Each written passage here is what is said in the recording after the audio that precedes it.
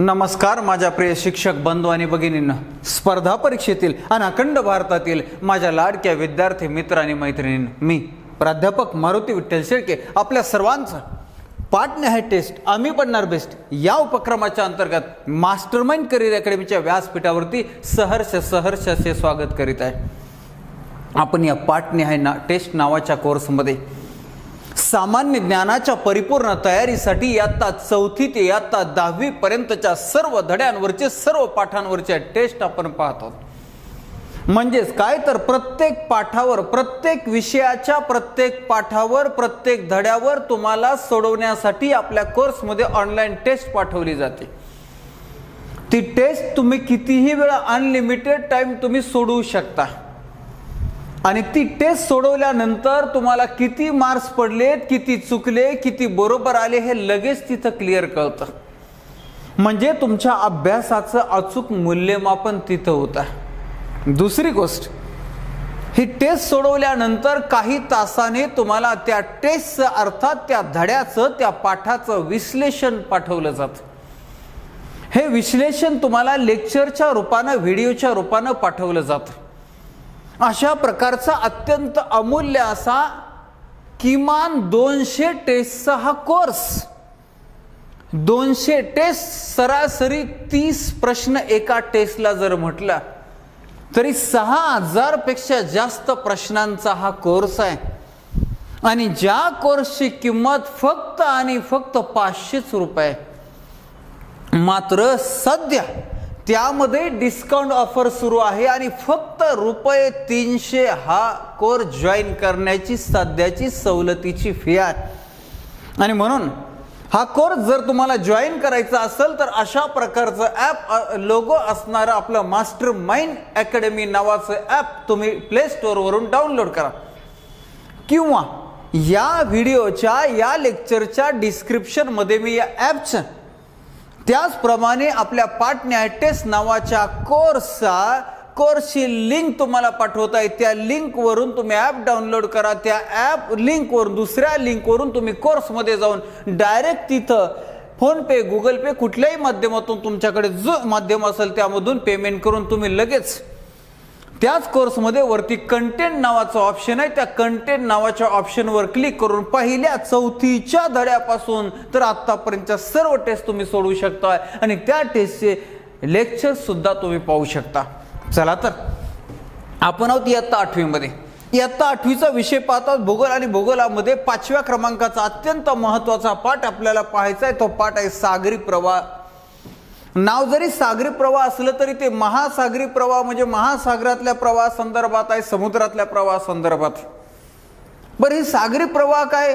एकदम सोपं आहे। ज्याप्रमाणे वातावरणामध्ये जास्त वायुभाराकडून कमी वायुभाराकडे वारे वाहतात, अगदी सेम तसंच तापमान, क्षारता आणि घनतेच्या फरकामुळे जास्त घनतेच्या पाण्याकडून कमी घनतेच्या पाण्याकडे पाणी वाहत असतं। मग ते समुद्रात असेल, मग ते महासागरात असेल, त्याला म्हणतात सागरी प्रवाह। बरं, हे सागरी प्रवाह समजून घेत असताना तुम्हाला आपल्या संपूर्ण पृथ्वीच्या खंडांची आणि महासागराची रचना समजून घेणं, डोळ्यासमोर ते चित्र निर्माण करणं अत्यंत आवश्यक आहे। ओके, मग अगोदर मी तुम्हाला हे खंड सांगतो। हे आपलं संपूर्ण जग आहे।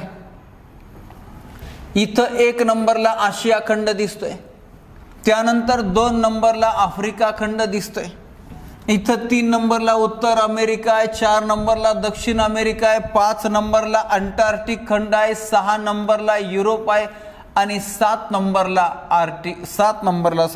ऑस्ट्रेलिया खंड आहे। अशा रीतीनं क्षेत्रफळाच्या दृष्टीनं आपण उतरत्या क्रमानं हे 7 खंड पाहिले। आता या पृथ्वी तलावरील 5 महासागर पाहूया। पृथ्वीवरील विशालकाय खाऱ्या पाण्याच्या साठ्याला महासागर असे म्हणतात। पृथ्वीवर 5 महासागर आहेत। खोलीनुसार आणि क्षेत्रफळानुसार ते आपण उतरत्या क्रमाने पाहूया। मग यामध्ये इथं आहे पॅसिफिक महासागर। हा पॅसिफिक महासागर आहे। हाच पॅसिफिक महासागर इकडं पण आहे, लक्षात राहू द्या, हाही पॅसिफिक महासागर आहे. म्हणजे पृथ्वी गोल आहे आणि त्यामुळं एकच महासागर आहे. मात्र ही पृथ्वी गोल सपाट भागावर दाखवण्यासाठी पॅसिफिक महासागराचा काही भाग इकडे आलाय, काही भाग इकडे आलाय. क्षेत्रफळाच्या दृष्टीने सर्वात मोठा महासागर आहे पॅसिफिक महासागर, ज्यानं आपल्या पृथ्वीच्या भूपृष्ठाचा 32% भाग व्यापलाय आणि एकूण पाण्यापैकी 46% पाणी जे आहे ते या पॅसिफिक महासागरामध्ये, जो त्रिकोणी आकाराचा पॅसिफिक महासागर आहे, मग हा जो भाग आहे हा सगळा आपला पॅसिफिक महासागराचा भाग आहे. लक्षात राहू द्या, इथं नाव आहे पॅसिफिक महासागर. चला, आणि हा जो भाग आहे हा सुद्धा पॅसिफिक महासागराचा इथं नावच आहे पॅसिफिक महासागर. झालं. पॅसिफिक महासागरानंतर क्षेत्रफळाच्या दृष्टीनं दुसऱ्या क्रमांकाचा महासागर जो आहे तो आहे अटलांटिक महासागर. खोलीनुसार आणि क्षेत्रफळानुसार दुसऱ्या क्रमांकाचा महासागर हा असा इंग्रजी S प्रमाणे आहे किंवा इंग्रजी 8च्या आकड्यासारखा हा आहे. आणि मग हा अटलांटिक महासागर झाल्यानंतर याच अटलांटिक महासागरामध्ये, उत्तर अटलांटिक महासागरामध्ये उत्तरेला बर्मुडा ट्रँगल आहे, हे सुद्धा लक्षात ठेवायचं. सर्गेसा नावाचा एक विशेष असा सागर जो आहे तो सुद्धा अटलांटिक महासागरामध्ये का आहे, कसा आहे, तो पाहायचा आपल्याला पुढे. क्षेत्रफळाच्या दृष्टीनं तिसऱ्या क्रमांकाचा महासागर इथं आहे. तो तिसऱ्या क्रमांकाचा महासागर म्हणजे हिंदी महासागर, इंडियन ओशियन. देशावरून नाव पडलेला एकमेव महासागर म्हणजे हिंदी महासागर आहे. इथं आपला हिंदुस्थान आहे, इथं आपला भारत आहे आणि आपल्या भारतावरून, आपल्या हिंदुस्थानवरून नाव पडलेला हा महासागर. आणि मग या हिंदी महासागराचा असा इंग्रजी M प्रमाणे आकार आहे. त्यानंतर चौथ्या क्रमांकाचा क्षेत्रफळाच्या दृष्टीनं हा दक्षिण महासागर आहे. त्याला अंटार्क्टिक महासागर असे म्हणतात. अंटार्क्टिक खंडाच्या भोवती असणारा महासागर अंटार्क्टिक महासागर, दक्षिण महासागर. मग हा सगळा दक्षिण महासागराचा भाग आहे. लक्षात राहू दे, आपल्याला ते समजलं पाहिजे. आणि सर्वात शेवटी 5व्या क्रमांकाचा महासागर आहे हा पाहितं आर्क्टिक महासागर, सर्वात उत्तरेला. मग हा आर्क्टिक महासागराचा भाग असणारे सर्वात उत्तरेच झालं. अशा रीतीने 5 महासागर. यानंतर ही जी तुटक रेषा दाखवलेली आहे, ही जी रेषा आहे ही आहे विषुववृत्त. मग या विषुववृत्ताच्या दक्षिणेला दक्षिण गोलार्ध, विषुववृत्ताच्या उत्तरेला उत्तर गोलार्ध. आता दुसरी गोष्ट आपण सागरी प्रवाहाच्या दृष्टिकोनातून पाहणार आहोत. विषुववृत्तावरून दोन्ही ध्रुवाकडे जाणारे जे सागरी प्रवाह आहेत ते उष्ण सागरी प्रवाह असतात, कारण विषुववृत्तावर उष्णता आहे, उष्ण कटिबंध आहे. म्हणून विषुववृत्ताकडून दोन्ही ध्रुवाकडे जाणारे सागरी प्रवाह हे उष्ण सागरी प्रवाह. आणि हे उष्ण सागरी प्रवाह पहा इथं ब्राऊन कलरच्या रंगाने दाखवलेले आहेत. म्हणजे हे उष्ण सागरी प्रवाह, हे सगळे उष्ण सागरी प्रवाह आहेत. हे पहा, दक्षिण ध्रुवाकडे जाणारे हे उष्ण सागरी प्रवाह इथं सुद्धा तुम्हाला दिसतील. झालं, हे सगळे उष्ण सागरी प्रवाह. या उलट शीत सागरी प्रवाह म्हणजे दोन्ही ध्रुवाकडून विषुववृत्ताकडे येणाऱ्या सागरी प्रवाहांना ते शीत असतात, थंड असतात, म्हणून शीत सागरी प्रवाह. मग पहा इथं हे जे बाण हे दाखवलेले आहेत पहा, हे शीत सागरी प्रवाह आहेत. हे सगळे शीत सागरी प्रवाह आहेत. विषुववृत्ताकडे वाहणारे, दोन्ही ध्रुवाकडून वाहणारे हे शीत सागरी प्रवाह आहेत. ठीक आहे. अगदी असंच इकडं सुद्धा वरती उत्तर गोलार्धामध्ये सुद्धा तुम्हाला अशा प्रकारे शीत सागरी प्रवाह पाहायला मिळेल. हा लॅब्राडॉर. झाला. इथं पा कॅलिफोर्निया प्रवाह हे शीत सागरी प्रवाह. झालं. दोन्ही ध्रुवाकडून विषुववृत्ताकडे येणारे सागरी प्रवाह म्हणजे शीत सागरी प्रवाह आणि विषुववृत्ताकडून दोन्ही ध्रुवाकडे जाणारे ते उष्ण सागरी प्रवाह म्हणजे उष्ण असतात, म्हणून उष्ण सागरी प्रवाह. हा फरक लक्षात राहा. दुसरी गोष्ट, ज्याप्रमाणे सागरी प्रवाहाचे शीत आणि उष्णाचे 2 भाग केले जातात, त्याचप्रमाणे सागरी प्रवाहाचे अजून 2 भाग आहेत. पृष्ठीय सागरी प्रवाह आणि खोलावरील सागरी प्रवाह. मग वरचे जे सागरी प्रवाह आहेत ते पृष्ठीय आणि खाली महासागरामध्ये खाली वाहणारे जे प्रवाह आहेत ते खोलावरील सागरी प्रवाह. असेही सागरी प्रवाहाचे 2 भाग पडतात. चला, अशा रीतीनं आपल्याला हा भाग एकदा नकाशाच्या माध्यमातून समजून घेतला तर आता तुम्हाला असे प्रश्न येतात की अमुक अमुक सागरी प्रवाह उष्ण आहे का शीत आहे हे तुम्हाला ओळखता आलं पाहिजे. अमुक अमुक सागरी प्रवाह कोणत्या महासागरामध्ये वाहतो हे तुम्हाला ओळखता आलं पाहिजे. एखाद्या उष्ण महासागरी प्रवाह एखाद्या खंडाच्या जवळून किनारपट्टीवरून जात असेल तर तिथं तिथल्या पावसावर परिणाम होतो, तापमानावर परिणाम होतो, ग्रहीय वाऱ्यावर परिणाम होतो. एखादे दोन सागरी प्रवाह एकत्र मिळत असतील तर तिथं दाट धुकं तयार होत असतं, तिथल्या हवामानावर जीवावरणावर परिणाम होत असतं. हे अशा प्रकारे या चार्टच्या माध्यमातून आपल्याला हे समजून घ्यायचं आहे. म्हणून हा 5व्या क्रमांकाचा पाठ चांगला वाचा, हा नकाशा नीट समजून घ्या आणि मग या नकाशाच्या आधारावर आपल्याला प्रश्नोत्तर सोडवायचे. चला आता आपण प्रश्नोत्तर सोडवायला सुरुवात करूया. यामध्ये पहा लॅब्राडोर सागर प्रवाह. आता मी तुम्हाला या नकाशावर काही महत्त्वाचे सागरी प्रवाह दाखवतो. मग इकडून सुरुवात करूया, वरतून उत्तर गोलार्धातून. हा पहा कॅलिफोर्निया सागरी प्रवाह हा पॅसिफिक महासागरामध्ये असणारा शीत ध्रुवाकडून विषुववृत्ताकडे वाहणारा शीत सागरी प्रवाह पॅसिफिक महासागरामध्ये. वरती इथं पहा उत्तर ध्रुवाकडून विषुववृत्ताकडे वाहणारा अटलांटिक महासागरामधला लॅब्राडोर प्रवाह आहे. लॅब्राडोर शीत आहे आणि अटलांटिक महासागरामध्ये. त्याच्यानंतर पहा हा उत्तर अटलांटिक प्रवाह मानला जातो, म्हणजे अटलांटिक महासागराच्या उत्तरेला आहे म्हणून उत्तर अटलांटिक प्रवाह तो ध्रुवाकडे चाललाय आणि तो उष्ण आहे. त्याच्यानंतर पहा हा एक सागरी प्रवाह पहा, हा गल्फ प्रवाह आहे. गल्फ त्याचं नाव आहे, ध्रुवाकडे चाललाय, उष्ण सागरी प्रवाह. यानंतर याच अटलांटिक महासागरामध्ये असा ध्रुवाकडून इकडे येतोय विषुववृत्ताकडे, तो शीत सागरी प्रवाह आहे, त्याचं नाव आहे कॅनरी प्रवाह. कॅनरी प्रवाह हा शीत म्हणजे थंड म्हणजे गार सागरी प्रवाह झाला. याच्यानंतर याच्या खाली आपण पाहिलं तर युनिया उष्ण प्रवाह. युनिया इथं विषुववृत्तीय प्रवाह, प्रतिविषुववृत्तीय प्रवाह, इथं परत विषुववृत्तीय प्रवाह. एक गोष्ट लक्षात राहू द्या, उत्तर गोलार्धामध्ये हे जे प्रवाह आहेत हे घड्याळाच्या काट्याच्या दिशेने बहुतांशांचा आकार आहे. बघा घड्याळाच्या काट्याच्या दिशेने उत्तर गोलार्धामध्ये कुठं बी बघा बहुतांश अशा घड्याळाच्या काट्याच्या, आणि दक्षिण गोलार्धामध्ये मात्र अँटी क्लॉकवाईज आहेत, म्हणजे घड्याळाच्या काट्याच्या उलट्या दिशेने फिरणारं हे उष्ण सागरी प्रवाह तुम्हाला पाहायला मिळतील. झालं. आता याच्यानंतर आपल्या पायी इथं भूमध्य समुद्र आहे, इथं हिंदी महासागर. या हिंदी महासागरामध्ये इथं पहा हा उष्ण सोमाली नावाचा प्रवाह आहे, सोमाली. त्याच्यानंतर पहा अजून एक इथं उष्ण प्रवाह आहे, ॲग्युलास प्रवाह नावाचा हा प्रवाह आहे, ॲग्युलास प्रवाह. याच्यानंतर इथं अजून एक तुम्हाला दिसेल हा असा दक्षिण महासागरातून आलेला शीत प्रवाह आहे, त्याचं नाव आहे पश्चिम ऑस्ट्रेलिया प्रवाह.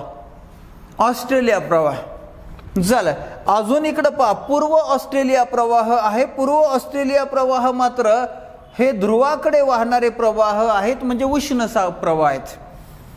चला त्याच्यानंतर पहा इथं दक्षिण ध्रुवीय प्रवाह जे आहेत हे शीत प्रवाह आहे, दक्षिण ध्रुवीय प्रवाह. तर अशा रीतीचे हे प्रवाह इथं पहा, हे शीत प्रवाह अशा रीतीनं वरती वाहत गेलेले आहेत, हे दक्षिण महासागरातून आलेत आणि त्यांना हम्बोल्ट किंवा पेरू प्रवाह म्हणतात. हे शीत सागरी प्रवाह हे दक्षिण महासागरातून हे असे पॅसिफिक महासागरामध्ये प्रवास करतायत. बघा हे शीत महासागरी प्रवाह आहेत. झालं. आता इथं पहा अटलांटिक महासागर, इथं बेंग्युला प्रवाह हा शीत महासागरी प्रवाह दिसतोय, शीत सागरी प्रवाह बेंग्युला. विषुववृत्ताकडे वाहतात, हे असे विषुववृत्ताकडे वाहणारे शीत प्रवाह. झालं. तर अशा रीतीने हे सगळे प्रवाह तुम्हाला लक्षात ठेवायचे. इथं पहा इथं या पॅसिफिक महासागरामधले उष्ण प्रवाह आहेत, ते वरती ध्रुवाकडे चालल्यात, तर त्याच्यामध्ये क्युरिशिया प्रवाह उष्ण आहे, उत्तर पॅसिफिक प्रवाह उष्ण आहे. ठीक आहे. आता हा आर्टिक महासागरातून उत्तरेकडून येणारे ध्रुवाकडून ओयासिओ प्रवाह शीत आहे. ओयासिओ प्रवाह हा आर्टिक मधून पॅसिफिक महासागरामध्ये येतोय. झालं. असे हे सगळे प्रवाह तुम्हाला लक्षात ठेवायचे. कोणत्या महासागरात कोणता प्रवाह आहे, तो शीत आहे का उष्ण आहे, हे सुद्धा तुम्हाला परीक्षेला विचारलं जातं. ओके, आता आपण प्रश्नोत्तर सोडूया. लॅब्राडोर प्रवाह कोणत्या महासागरामध्ये आहे? तर आता इथून परत आता आपल्याला नकाशा बघायचा नाही, परीक्षेच्या वेळेस नकाशा नाही. लॅब्राडोर प्रवाह हा उत्तर अटलांटिक महासागरामधला प्रवाह आहे आणि तो शीत प्रवाह आहे, हे सुद्धा तुम्हाला माहिती असायला पाहिजे. जर लॅब्राडोर शीत प्रवाह आहे आणि तो उत्तर अटलांटिक महासागरामध्ये वरतून ध्रुवाकडून विषुववृत्ताकडे. आता जवळपास माझं काय होतं, मी 3 वेळा एक पाठ वाचतो, 4थ्या वेळेला ते प्रश्न लिहितो, तयार करतो, त्यानंतर त्याचं टायपिंग होतं, ते टायपिंग झाल्यानंतर ऑनलाईन फॉर्मॅटमध्ये घेतलं जातं, त्यानंतर मी ती टेस्ट चेक करतो, त्यानंतर त्याची PPT बनवली जाते. ती PPT परत आपण चेक करत असतो. ही जी PPT आहे अशा रीतीनं जवळपास 10 वेळा हे प्रश्न माझ्या हाताखालून गेल्यामुळं आणि 2007 पासून हे सगळा भाग शिकवत असल्या कारणानं माझं हे बहुतांशी पाठ आहे. इतकं पाठ जरी नसलं तरी तुम्हाला परीक्षेपुरतं पर्यायातून अचूक ओळखता आलं पाहिजे. ठीक आहे, दुसरा प्रश्न पाहूया आपण. खालीलपैकी कोणता प्रवाह हिंदी महासागरात आहे? मगाशी आपण पाहिला होता हिंदी महासागरातला हा सोनाली उष्ण प्रवाह जो आहे तो हिंदी महासागरामधला आहे. हा सोमाली नावाचा प्रवाह, पर्याय क्रमांक 4. अगदी जवळ आहेत म्हणून आपण पाहूही शकतो. हा सोमाली नावाचा प्रवाह बघा, हा इथं आहे. ठीक आहे, चला पुढे. सागरी प्रवाहांच्या जवळील किनारपट्टीच्या प्रदेशात खालीलपैकी कशाचा परिणाम होत नाही? पहा, सागरी प्रवाहाचा परिणाम पर्जन्यावर होत असतो. जर तुम्ही उष्ण सागरी प्रवाह एखाद्या किनारपट्टीवरून जात असेल तर पर्जन्याचं प्रमाण वाढतं. पहा, जर शीत सागरी प्रवाह एखाद्या किनारपट्टीवरून जात असेल तर पर्जन्याचं प्रमाण कमी होतं. अशा रीतीनं, आणि म्हणून तर वाळवंटी प्रदेश शीत सागरी प्रवाहाच्या आसपास तुम्हाला सापडतील. तापमानात सुद्धा बदल होतो. जिथं उष्ण सागरी प्रवाह वाहतोय तिथं उबदार हवामान असणारे, तापमान वाढणारे. जिथं शीत सागरी प्रवाह आहे तिथं तापमान कमी होणारे. याचबरोबर भूमीय वारे, जिथं तापमानात कमी जास्त फरक होतोय तिथं या भूमीय वारेमध्ये सुद्धा फरक होणार आहे. अशा रीतीने तिन्हींमध्ये फरक होणार आहे. मात्र आपल्याला कशात फरक होत नाही असं विचारलंय तर किनारपट्टीवरच्या भागात विचारलंय. क्षारतेमध्ये परिणाम व्हायचा काय विषय नाही, म्हणून क्षारतेमध्ये परिणाम होत नाही, याचा अर्थ पर्याय क्रमांक 4 आपलं उत्तर आहे. पुढे, उष्ण व सागरी प्रवाह एकत्र येतात. तांबा, उष्ण व शीत सागरी प्रवाह एकत्र येतात त्या प्रदेशात खालीलपैकी कशाची निर्मिती होती? एखादा उष्ण सागरी प्रवाह, एखादा शीत सागरी प्रवाह एकत्र आल्यानंतर तिथं काहीतरी गडबड होत असन तर तिथं दाट धुक्याची निर्मिती होती. पर्याय क्रमांक 4 आपलं उत्तर. पुढे, उत्तर ध्रुवीय प्रदेशातून अंटार्क्टिका पर्यंत वाहणारे प्रवाह कोणते? उत्तर ध्रुवापासून, म्हणजे ही आपली पृथ्वी, या उत्तर ध्रुवापासून इथं कुठंतरी अंटार्क्टिका इकडं वाहणारे अर्थातच थंड सागरी प्रवाह. पर्याय क्रमांक 2.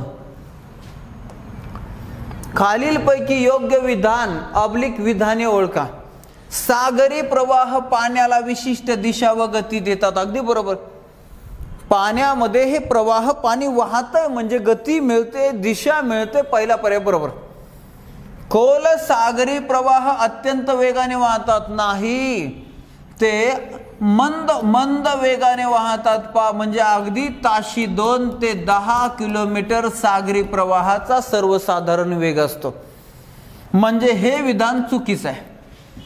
पाहूया, पृष्ठीय सागरी प्रवाहांची निर्मिती साधारणपणे विषुववृत्तीय प्रदेशात होते. बरोबर आहे. जे भूपृष्ठालगत वरच्या समुद्राच्या, महासागराच्या वरच्या भागात वाहणारे प्रवाह त्यांना पृष्ठीय सागरी प्रवाह म्हणतात आणि ते प्रामुख्याने विषुववृत्तावर जास्त निर्माण होतात. आपण मगाशी आकृतीमध्ये पाहिलं. मानवाच्या दृष्टीनं सागरी प्रवाहांना मोठे महत्व आहे, हे सुद्धा बरोबर आहे. म्हणजे अ क ड आपलं बरोबर आहे, ब चुकीचं आहे, तर अ क ड कुठे गेलं, अ क ड हा इथं, पर्याय क्रमांक 4 अ क ड आपलं उत्तर बरोबर. पुढे अयोग्य विधान ऑब्लिक विधाने ओळखा. अयोग्य विधान, चुकीचं विधान आपल्याला पाहायचं आहे. हिमनगांचे वहन जलवाहतुकीच्या दृष्टीने धोकादायक नसते. हिमनग म्हणजे असे मोठ्या मोठ्या पर्वता एवढे हे वाहतात आणि त्यांचं वाहन जल वाहतुकीसाठी धोकादायक असते, इथं नसते दिलंय, तर हेच अयोग्य आहे. पहा हे चुकीचं, आपल्याला अयोग्य ओळखायला एक सापडलं अयोग्य. बरं, इथं आपण अयोग्यला खून करू, हे चुकीचं आहे. ब्राझील जवळ सागरी प्रवाहामुळे पाणी उबदार होते, तर ब्राझील जवळ उष्ण सागरी प्रवाह वाहतोय आणि त्याच्यामुळं तिथं पाणी उबदार होते, बरोबर आहे. पण आपल्याला बरोबर शोधायचं ना, अयोग्य शोधायचंय. आफ्रिका किनाऱ्यालगत सागरी प्रवाहामुळे पाणी थंड होते, हे बरोबर आहे. तिथं शीत सागरी प्रवाह तिथून वाहतोय. पॅसिफिक व अटलांटिक महासागरातील प्रवाह प्रणाली सारखी पण आहे. हो, पॅसिफिक आणि अटलांटिक महासागराच्या सागरी प्रवाहाच्या दिशेमध्ये वाहण्यामध्ये बऱ्यापैकी सारखेपणा आहे, साम्य आहे. हा, मात्र हिंदी महासागरामध्ये भिन्नता आहे, वेगळ्या, कारण हिंदी महासागराच्या उत्तरेला भूभाग आहे, आशिया खंड आहे म्हणून. ओके, म्हणजेच हे विधान बरोबर आहे, हे विधान बरोबर आहे, हे विधान ब क ड बरोबर आहे. चुकीचं फक्त अच आहे ना, आपल्याला फक्त चुकीचं ओळखायचं आहे, म्हणजे पर्याय क्रमांक 2 फक्त अ अयोग्य. पुढे 1992 रोजी टिंबटिंब महासागरातून प्रवास करताना हवाई बेटाजवळ जहाजातील खेळणी भरलेला एक कंटेनर महासागरात कोसळला व फुटला. अगोदर याचं उत्तर सांगतो, त्याच्यानंतर मग आपण पुढे जाऊया. पॅसिफिक महासागरामध्ये अशा प्रकारची घटना घडली 1992 मध्ये. पॅसिफिक महासागर म्हणजे प्रशांत महासागर. बर, आणि मग काय झालं याच्यामुळे, काय एवढी घटना, तर पॅसिफिक महासागरामध्ये एका विशिष्ट ठिकाणी फुटलेला कंटेनर पृथ्वी तलावरच्या सर्व महासागरामध्ये या खेळण्या पसरल्या होत्या. म्हणजे जगाला आश्चर्य वाटलं, महासागरातलं, समुद्रातलं, सरोवरातलं पाणी तर स्थिर असतं, नदीसारखं वाहत नसतं. मग या खेळण्या जगभर पाण्याच्या माध्यमातून पसरल्या कशा? मग यावर अजून डिटेल संशोधन झालं आणि त्या संशोधनातून अजून स्पष्ट झालं की हे सागरी प्रवाह कसे वाहतात, कसे नाही. जरा पॅसिफिक महासागर आपलं उत्तर आहे, पर्याय क्रमांक 1. क्षितिज समांतर सागरी प्रवाह म्हणजेच पृष्ठीय सागरी प्रवाह, हे बरोबर आहे. पृष्ठीय सागरी प्रवाह म्हणजेच क्षितिज समांतर सागरी प्रवाह, हे एक बरोबर आहे. पुढे काय, सागर पृष्ठापासून 500 मीटर पर्यंतचे प्रवाह, अगदी बरोबर. समुद्राच्या, महासागराच्या पाण्याच्या पृष्ठापासून 500 मीटर खोल पर्यंत जे प्रवाह असतात त्यांना पृष्ठीय सागरी प्रवाह म्हणतात, त्यांना क्षितिज समांतर सागरी प्रवाह म्हणतात, बरोबर आहे. पुढे क, 500 मीटरच्या खालील सागरी प्रवाह नाही, 500 मीटरच्या वरचा सागरी प्रवाह म्हणजे क्षितिज समांतर आहे, उष्ण नाही, याचा बी काय संबंध नाही. क्षितिज समांतर सागरी प्रवाह म्हणजेच पृष्ठीय सागरी प्रवाह जे 500 मीटर पर्यंत वाहतात, ते उष्ण पण असू शकतात, शीत पण असू शकतात. म्हणून इथं अ आणि ब फक्त बरोबर आहे, म्हणजे आपल्याला पहा पर्याय क्रमांक 1 उत्तर बरोबर आहे. पर्याय क्रमांक 1 अ आणि ब. पुढे पृष्ठीय सागरी प्रवाहातून होणारा पाण्याचा विसर्ग टिंब या एककाने मोजला जातो. जो प्रवाह वाहतोय तर किती पाणी वाहतोय म्हणजे विसर्ग किती होतोय याचं मोजण्याचं एक परिमाण आहे, एकक आहे. ते एकक म्हणजे स्क्वेअर ड्रप. स्क्वेअर ड्रप नावाचं एकक आहे. कशाचं? पृष्ठीय सागरी प्रवाहातून होणारा पाण्याचा विसर्ग मोजण्याचं एकक. लक्षात राहू द्या. ओके, याच्यानंतर पहा पुढे, एक स्क्वेअर ड्रप म्हणजे काय किंवा किती? तर एक स्क्वेअर ड्रप म्हणजे 10⁶ घन मीटर प्रति सेकंद. पर्याय क्रमांक 4. पर्याय क्रमांक 4. पुढे विषुववृत्ताकडून ध्रुवाकडे वाहणारे. विषुववृत्ताकडून ध्रुवाकडे आपण पाहिलं असं विषुववृत्त आणि या विषुववृत्ताकडून ध्रुवाकडे सागरी प्रवाह वाहतात, तर हे उष्ण सागरी प्रवाह असतात. हे उष्ण सागरी प्रवाह इथं आपण उष्ण लिहू. तर ध्रुवाकडून विषुववृत्ताकडे वाहणारे शीत सागरी उष्ण शीत पर्याय एक पहिलाच शीत. दोन्ही ध्रुवाकडून विषुववृत्ताकडे येणारे शीत सागरी प्रवाह, विषुववृत्ताकडून दोन्ही ध्रुवाकडे जाणारे उष्ण सागरी प्रवाह, असा फरक आहे. पर्याय क्रमांक एक आपलं उत्तर आहे. सागरी प्रवाह प्रामुख्याने टिंबटिंबामुळे निर्माण होतात. हे सागरी प्रवाह कशामुळे निर्माण होतात? सागर जलाच्या तापमानातल्या फरकामुळे बरोबर, क्षारतेतल्या फरकामुळे बरोबर, घनतेच्या फरकामुळे बरोबर, ग्रहीय वाऱ्याच्या फरकामुळे, ग्रहीय वाऱ्यामुळे तेही बरोबर, म्हणजेच वरील सर्व. पर्याय क्रमांक 4 या चारही घटकांच्या परिणामामुळे सागरी प्रवाह निर्माण होतात. पुढे चौदा टिंबटिंब उत्तर हिंदी महासागरात सागर प्रवाह घड्याळाच्या काट्याच्या दिशेने. मगाशीच आपण पाहिलं की उत्तर गोलार्धामध्ये घड्याळाच्या काट्याच्या दिशेने आणि दक्षिण गोलार्धामध्ये घड्याळाच्या काट्याच्या विरुद्ध दिशेने अशा प्रकारे सागरी प्रवाह वाहतात. इथं काय दिलंय? उन्हाळ्यात पावसाळ्यात ऋतू ओळखायचे होय. बर, म्हणजे इथं आहे उत्तर गोलार्धात उन्हाळ्यात उत्तर हिंदी महासागरात सागर प्रवाह घड्याळाच्या काट्याच्या दिशेने वाहतात बरोबर, आणि हिवाळ्यात ते विरुद्ध दिशेने म्हणजे अँटी क्लॉकवाईज वाहतात. उन्हाळ्यात हिवाळ्यात, म्हणजेच आपला पर्याय आहे पर्याय क्रमांक 3. पर्याय क्रमांक 3 नीट लक्षात घ्या. हिंदी महासागरामध्ये उन्हाळ्यामध्ये जे सागरी प्रवाह वाहतात ते क्लॉकवाईज वाहतात. हिवाळ्यामध्ये हिंदी महासागरामध्ये जे सागरी प्रवाह वाहतात ते अँटी क्लॉकवाईज वाहतात. अशा प्रकारचं हे उदाहरण आहे. हा प्रश्न आहे. आपलं उत्तर पर्याय क्रमांक 3. फॉकलँड प्रवाह टिंबटिंब या महासागरात आहे. तर फॉकलँड मगाशी आपण पाहिला तर तो अगदी दक्षिण टोकाकडून येतोय, म्हणजे दक्षिण महासागरामधून तो येतोय, दक्षिण महासागरामधून तो वाहतोय. फॉकलँड प्रवाह हा शीत प्रवाह आहे, दक्षिणेकडून आलेला आहे, दक्षिण ध्रुवाकडून आलेला आहे. अँग्युलस प्रवाह कोणत्या महासागरातून वाहतात?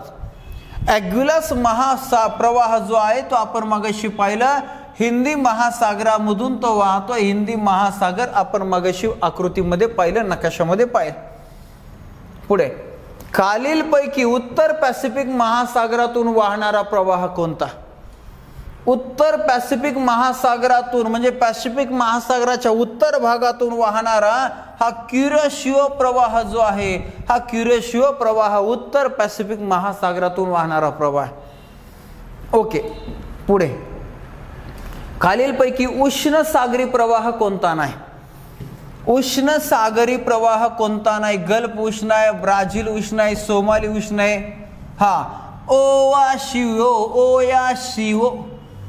ओयाशिओ हा उत्तर ध्रुवाकडून येणारा सागरी प्रवाह आहे आणि हा शीत सागरी प्रवाह आहे. ओयाशिओ आर्टिक महासागरातून हा पॅसिफिक महासागरामध्ये येतोय शीत सागरी प्रवाह. ओके, खालीलपैकी अटलांटिक महासागरातून न वाहणारा प्रवाह कोणता? अटलांटिक महासागरातून ब्राझील प्रवाह वाहतोय, कॅनरी प्रवाह वाहतोय, लॅब्राडोर वाहतोय. यापैकी हे दोन उष्ण आहे, त्याच्यानंतर हा लॅब्राडोर शीत आहे झालं. मात्र कॅलिफोर्निया प्रवाह हा मात्र पॅसिफिक महासागरातून वाहतो, अटलांटिक महासागरातून वाहत नाही, आणि म्हणून आपलं उत्तर आहे पर्याय क्रमांक 1. खालीलपैकी शीत सागरी प्रवाह ओळखा. शीतपा हम्बोल्ट हा दक्षिण महासागरातून येणारा शीत आहे. पेरू शीत एकच पेरू शीतच आहे. लॅब्राडोर हा अटलांटिक महासागरामध्ये उत्तर ध्रुवाकडून येणारा शीत सागर प्रवाह आहे. म्हणजे तीनही शीत सागरी प्रवाह आहेत. याचा अर्थ पर्याय क्रमांक 4 आपलं उत्तर आहे वरील सर्व. पुढे टिंबटिंब उत्तर गोलार्धात सागरी प्रवाह घड्याळाच्या काट्याच्या दिशेने, तर दक्षिण गोलार्धात ते घड्याळाच्या काट्याच्या विरुद्ध दिशेने वाहतात. मगाशीच पाहिलं आपण. तर इथं काय कारण विचारलंय की उत्तर गोलार्धामध्ये घड्याळाच्या काट्याच्या दिशेने का आणि दक्षिण गोलार्धामध्ये घड्याळाच्या काट्याच्या विरुद्ध दिशेने असे सागरी प्रवाह का वाहतात? कारण काय आहे? ग्रही वाऱ्यामुळे नाही, पृथ्वीच्या परिभ्रमणामुळे नाही, तर पृथ्वीच्या परिवलनामुळे. आपण खगोलशास्त्रामध्ये शिकलोय, पृथ्वीच्या परिवलनामुळे वाऱ्याच्या दिशेत बदल होतो, सागरी प्रवाहाच्या दिशेत सुद्धा बदल होतो. अशा रीतीनं आपलं उत्तर आहे पर्याय क्रमांक 3. सागरी प्रवाहांचा साधारण वेग ताशी किती किलोमीटर असतो? टिंबटिंब किलोमीटर असतो. मगाशी आपली चर्चा झाली 2 ते 10 किलोमीटर असतो, म्हणजे कमी असतो वेग, फार वेग नसतो. 2 ते 10 किलोमीटर पर्याय क्रमांक 4. सागरी प्रवाहाचा अयोग्य परिणाम ओळखा. म्हणजे जे सागरी प्रवाह वाहतात त्याचा परिणाम योग्य नाही, अयोग्य, चुकीचा परिणाम. पाहूया आपण. समुद्र व महासागरातील पाणी संचित राहते. संचित म्हणजे साचून राहते. प्रवाहामुळे संचित कुठं राहते? वाहतय, म्हणजे हा चुकीचा सापडला आपल्याला. पुढे सजीवांना आवश्यक खाद्य पुरवठा होतो. हो, पाणी इकडून तिकडं वाहते, त्याच्यामुळं पाण्यातील विविध घटक वाहिले जातात, वाहून नेले जातात, त्याच्यामुळे सजीवांना आवश्यक खाद्य पुरवठा होतो. दाट धुके तयार होतात. जेव्हा उष्ण आणि शीत सागरी प्रवाह एकत्र येतात तेव्हा दाट धुके तयार होतात. ते प्रवाहामुळेच होत आहे, वाहण्यामुळेच. शेवाळ, प्लवंक इत्यादीची वाढ होते, हेही बरोबर आहे. जिथं उष्ण सागरी प्रवाह आणि शीत सागरी प्रवाह एकत्र येतात तिथं अशा प्रकारे शेवाळ, प्लवंक, विविध प्रकारच्या सागरी वनस्पती जन्माला येतात. म्हणजे सागरी प्रवाहाचा योग्य परिणाम 4 नंबर पर्याय, 3 नंबर पर्याय आणि 2 नंबर आहे. आणि अयोग्य परिणाम आहे हा पर्याय क्रमांक 1. आपल्याला अयोग्यच ओळखायला सांगितलं होतं. पाणी साचतं म्हणतात, साचतं नाही, उलट वाहतं. पर्याय क्रमांक 1 आपलं उत्तर. टिंबटिंब जवळ गल्फ उष्ण प्रवाह.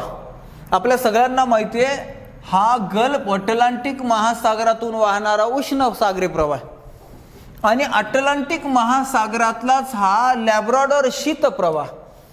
हे दोन्ही एकमेकांना मिळतात. कुठं मिळतात असा प्रश्न विचारलाय. तर न्यू फाउंडलँड नावाचं बेट आहे, या ठिकाणी ते एकत्र येतात आणि दाट धुक्याची निर्मिती करतात. पर्याय क्रमांक 3. शीत सागरी प्रवाहालगतच्या किनारपट्टीवर पर्जन्याचे प्रमाण. शीत सागरी प्रवाहालगतच्या किनारपट्टीवर पर्जन्याचे प्रमाण कमी होते, लक्षात राहू द्या. आणि उष्ण सागरी प्रवाहाच्या किनाऱ्यालगत पावसाचं प्रमाण जे आहे ते वाढतं. दोन्हीतला फरक लक्षात राहू द्या. त्यावर परीक्षेला प्रश्न विचारले जातात. शीत पावसाचं प्रमाण कमी, उष्ण पावसाचं प्रमाण वाढतं. 26वा प्रश्न. खोलवर वाहणारे सागरी प्रवाह टिंबटिंब मीटरपेक्षा खोलीवरून वाहतात. दोन प्रकारचे सागरी प्रवाह आहेत. त्याच्यामध्ये एक पृष्ठीय. हे पृष्ठीय म्हणजे पृष्ठभागापासून 500 मीटर पर्यंत वाहतात. आणि मग खोलवर वाहणारे सागरी प्रवाह याच्या खाली, म्हणजेच 500 मीटरच्या खाली, 500 मीटरपेक्षा खोलीवरून हे वाहत असतात. पर्याय क्रमांक 1 आपलं उत्तर. गरम झालेल्या पाण्याची क्षारता. पाणी गरम झालं की क्षारता कमी होते, लक्षात राहू द्या. क्षारता कमी झाली की घनता सुद्धा कमी होते, सुद्धा लक्षात राहू द्या. आणि पाणी गार म्हणजे थंड असलं की क्षारता वाढते आणि घनता सुद्धा वाढते. कमी कमी जास्त, पहिलाच पर्याय पाणी गरम झालेल्या पाण्याची क्षारता कमी व घनता कमी, तर गार झालेल्या पाण्याची क्षारताही जास्त, परंतु इथं पर्याय नाहीये म्हणून घनता डायरेक्ट दिले जास्त असते. ठीक आहे. तर अशा रीतीनं प्रश्न क्रमांक 27 आपलं पर्याय क्रमांक 1 उत्तर. सर्गासो समुद्र टिंबटिंब महासागरात आहे. इतर स्पर्धा परीक्षांच्या पुस्तकामध्ये सरगेसो समुद्र असं दिले. सरगेसो समुद्र. मात्र टेक्स्टबुक मध्ये असं सर्गासो दिले, एकच, वेगळं नाही झालं. सरगेसो तिथल्या वनस्पती आहेत एक विशिष्ट प्रकारच्या. त्या वनस्पतीवरून त्या समुद्राला असं नाव दिलंय. झालं सर्गासो समुद्र कोणत्या महासागरामध्ये असा प्रश्न आहे, तर अटलांटिक महासागरामध्ये अशा प्रकारचा समुद्र आहे. बरं काय भानगडे, कसा निर्माण झालाय असा समुद्र, तर याच्यासाठी आपल्याला पुढचा प्रश्न पाहायचा. सागरी प्रवाहाच्या चक्रीय आकृतिबंधामुळे, सागरी प्रवाहाच्या चक्रीय आकृतिबंधामुळे तयार झालेल्या इथं बाजूनं फिरू द्या, मात्र मध्यभागी स्थिर असा जलाशय तयार होतो. आणि अशा प्रकारचा जलाशयाला ग्वायर्स जलाशय असं म्हणतात. लक्षात राहू द्या, ग्वायर्स. म्हणजे आत्ता आपल्या 29 प्रश्नाचं उत्तर 4 आहे. काय प्रश्न आहे? सागरी प्रवाहाच्या चक्रीय आकृतिबंधामुळे तयार झालेल्या स्थिर जलाशयाला काय म्हणतात? ग्वायर्स म्हणतात. अटलांटिक महासागरामध्ये असं ग्वायर्स उत्तर भागात, आणि त्या भागामध्ये सर्गासुम प्रकारचे झाड आहेत, आणि त्यामुळं त्या प्रकारच्या झाडामुळं त्या समुद्राला सर्गासो असे नाव दिलेले आहे. जर अशा रीतीनं हे 28, 29 दोन प्रश्न जे आहेत ते महत्वाचे. 29चं उत्तर पर्याय क्रमांक 4. 30. अटलांटिक महासागरातील सर्गासो समुद्राची रुंदी व लांबी किती आहे? टेक्स्ट बुक मध्येच दिली. आणि या समुद्राची रुंदी आणि लांबी किती आहे? तर ती आहे 1100 किलोमीटर रुंदी आणि 3200 किलोमीटर लांबी. 1100 किलोमीटर ही रुंदी आहे आणि 3200 किलोमीटर ही लांबी आहे या सर्गासो समुद्राची, जे अटलांटिक महासागरामध्ये. पुढे ओके, अशा रीतीनं इयत्ता 8वीचा विषय भूगोल, भूगोलाचा पाठ क्रमांक 5, ज्याचं नाव आहे सागरी प्रवाह, हा थोडासा समजून घेतला तर सोपा, नाही समजला तर अवघड, मग किती बी घोकमपट्टी करा डोक्यावरूनच जाणारा असा पाठ आहे. मात्र हे विश्लेषण पाहिल्यानंतर आणि तुम्ही टेस्ट सोडवल्यानंतर माझा तर विश्वास आहे की तुम्हाला या टॉपिकवर राज्यसेवा लेवलपर्यंत कुठल्याही प्रकारच्या प्रश्नाचं उत्तर सोडवता यायला पाहिजे. ठीक आहे, याच विश्वासाचा आपण या भागामध्ये थांबणार आहोत. हे लेक्चर, हा व्हिडिओ तुम्हाला कसा वाटला कमेंटच्या रूपानं अवश्य कळवा. त्याचबरोबर आपल्या सहकाऱ्यांसाठी, स्पर्धा परीक्षेतील आपल्या बंधू आणि भगिनींसाठी हे लेक्चर, हा व्हिडिओ शेअर करायला विसरू नका. आणि जर आपल्या चॅनलला सबस्क्राईब केलेलं नसेल तर सबस्क्राईब करायला विसरू नका, कारण दररोज येणारे नवनवीन व्हिडिओ, नवनवीन लेक्चर तुम्हाला ते नोटिफिकेशनच्या रूपानं कळणार आहेत.